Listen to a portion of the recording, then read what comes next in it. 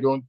I get the impression that they think that once we got rid of Maduro, we've gotten rid of the problem. At least we've gotten rid of the emphasis on the Guyana Venezuela border controversy.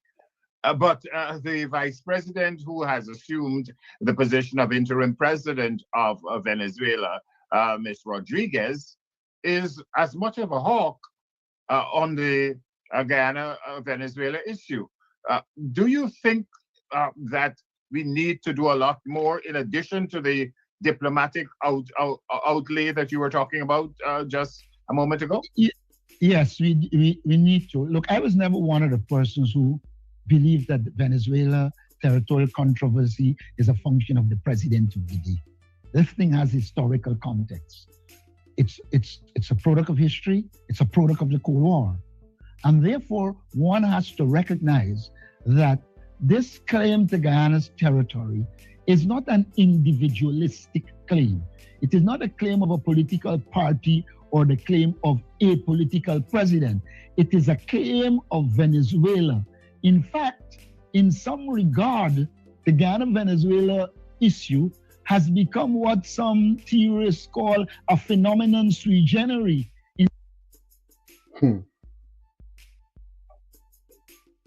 Devanan is saying the mayor and the AG for the people is not like GT, where we gotta wonder what's going on with our representation, where we gotta ask, when will this opposition leader be elected? And when will Parliament be fully functional? When will we hear about a sitting in Parliament for the budget that is soon to be announced, and a number of other business that the country has to proceed in that is definitely being stymied because of the non-functionality of the Parliament presently.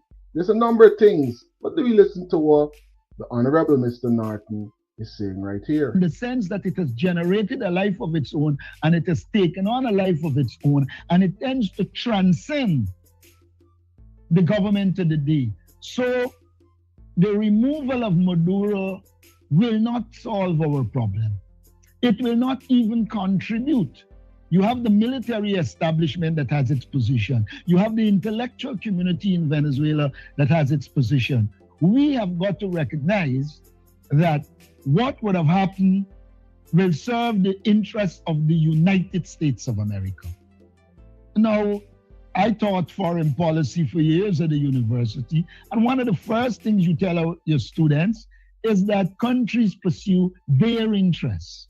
Mm-hmm.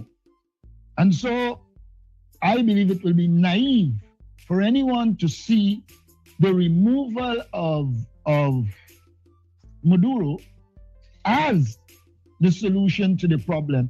And even as the United States and others talk about change, to the extent that the same system is in place, when the individual has been removed, it does appear to me that in terms of the Guyana-Venezuela territorial controversy, the status quo continues to be there. And as we look into some of these changes that's going on, we analyze some of the details so that we could compare it to what we just heard from the Honorable Mr. Norton and a number of other things. Let's listen to some of these changes that's going on in Venezuela. Important developments. Early part of the year, but some historical changes going on.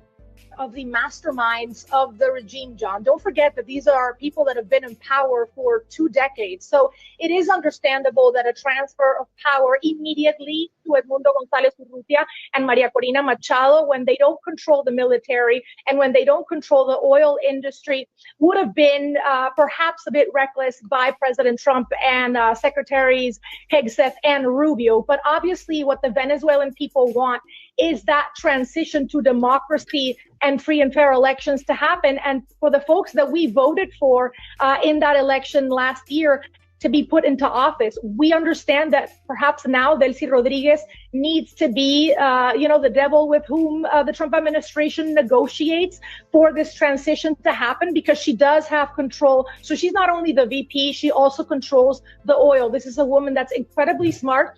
But here is something else that the media got wrong. The New York Times, in a profile a couple of months ago, calling her a moderate. This woman is not a moderate. Is responsible for one of the biggest humanitarian crises and refugee crises in the world. 8 million Venezuelans leaving our homeland, and yes, desperately seeking refuge in other countries in Latin America and wreaking havoc here in our back. Anybody who's lived through any sort of socialism or communism knows there's no such thing as a moderate Marxist. Real quick question for you. So many Venezuelans have come to the United States seeking refuge from the Maduro regime. Is it the hope of some of these people to go back home to their home country?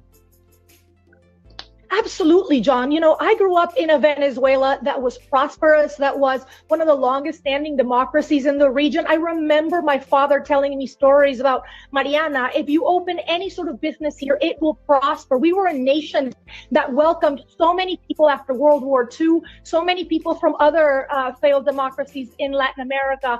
And I know that I speak for many of my friends and family when I say that many of us would gladly go back to a democratic Venezuela. We just need this regime. Gladly and willing to go back to their country in the new state that it is in.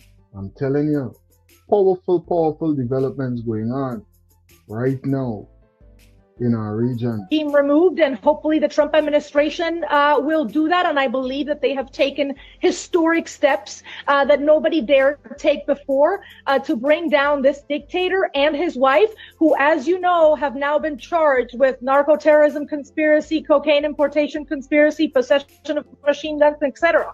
And I will add, John, which is really important, the fact that Nicolás Maduro's son, as his father was being arraigned in that Manhattan courtroom, went on national television in the National Assembly down there and said that they remain defiant. So I don't think that he, possibly Delcy, have gotten the memo here. I'm telling you, did they get the memo? So many developments, so many things going on. You heard that the son of, which is why we continue to Maduro, that small is saying, listen, we remain defiant, right? So, just like the Honorable Mr. Norton was pointing out, is we out of the woods yet? There's still things that we got to make sure that we pay attention to and stay focused on, because this is just the beginning. This is just the beginning, because persons are saying, listen, we ain't taking it so. They are not taking it like that. They're going to remain defiant to everything that's going on right now with the US, and from what they are looking at it as an invasion to take out their president. Well, the leader of Barbados is highlighting these very important details about the said matter. Let's listen. States really can only survive in an international rules-based order. For us, we always said that conflict would have consequences. And many of you asked, what would those consequences be? What would they look like? Well, we're living them out today.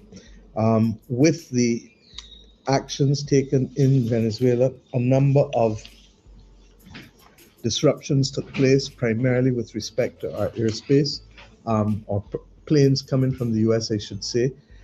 There are 3 major areas in the region, Eastern and Southern Caribbean, and then 1 in Puerto Rico, 4 altogether in the Caribbean, that effectively manage the upper flight space. But as you would appreciate, Barbados is probably the biggest hub closest to Venezuela in terms of tourism, and therefore in terms of air flights and in terms of hotel accommodation and cruise accommodation, we would inevitably be affected. Just a few questions from me quickly. I know you said it's still early days as it relates to a CARICOM position and statement. However, I am with hearing terms such as a reboot of the Monroe Doctrine coming back to play with this attack on Venezuela.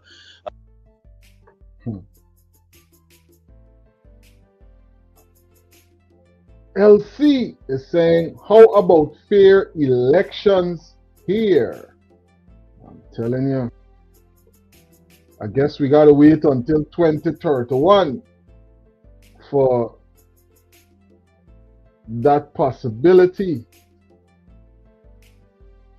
And this is what's going on in Barbados right now. Everybody's having a conversation about it. The world is talking about the developments that's going on with our neighbor. And it affects Guyana in so many ways. There's so many far-reaching implications with the developments going on in Venezuela that Guyana got to pay attention to. The cost of living problem, the migration situation, right? The fact that elections is around the corner, and it gives a lot of persons enough time, especially the persons who are coming in the country from this year and next year, enough time in accordance with some of the stipulations that we have presently to be able to vote. So there's a number of developments that we got to keep in focus. What is Barbados' position on the actual event itself? Let me be very clear, Colville. Venezuela is our friend. The United States of America is our friend. In fact, in both instances, we have family relations with both countries. By the same token, the Caribbean community has been the entity that we have chosen as a matter of first principles to align our foreign policy with. When the heads of government met this morning, all of the persons were not there because it was an emergency early meeting. We took a decision that we will wait for other information to become present. And when that happens, we will certainly act collectively. And I do not want in any way to prejudice the integrity of that consultative process with CARICOM. Having said that, I've been very clear that our principles are very, very clear, and that small states, and by small I don't only mean as small as Barbados, but much larger than Barbados, but still considered small. Small states can only survive in an international rules-based order. And that, therefore, anything that happens that runs contrary to that would be of grave concern to us as a people in Barbados, but equally as to the region. So without